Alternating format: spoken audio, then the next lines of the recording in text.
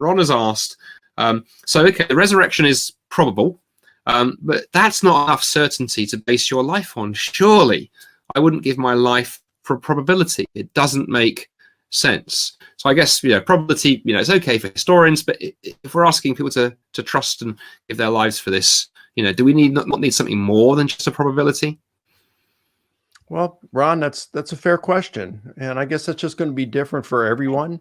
For me, this is something I've really wrestled over. It's the kind of stuff that has, for many nights, kept me awake at night. It's like, I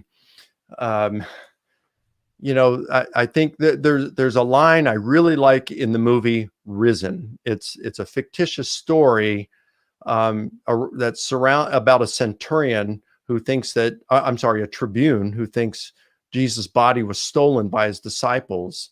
And so he's trying to find the body. Pontius Pilate has ordered him to find the body. And so he's doing this, but he ends up seeing the risen Jesus and becomes a follower of Christ in the meantime. And one night before Jesus' ascension, the tribune is awake, and he's he comes up to Jesus, and Jesus is talking to him, and he says, "What do you fear? Tribune, what do you fear?" And he says, "Being wrong, and it cost me eternity." And it's like, whoa, I could really resonate with that. It's like, because there's so many intelligent people in the world who have beliefs different than my own. And it's like, there are people that are smarter than me, and they just believe differently. And my fear is that my biases will cloud my reasoning, and keep me from discovering and following truth. And it cost me eternity.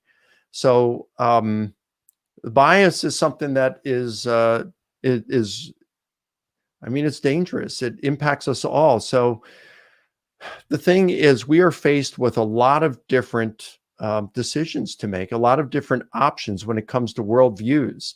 And you're going to live according to one of those. I mean, you can straddle in indecisiveness and agnosticism for your entire life. But where does that take you? Nowhere, really. So, for me, you got to put your wager somewhere. And I look at the evidence, and I think the evidence points to the resurrection of Jesus. Am I absolutely certain Jesus was raised?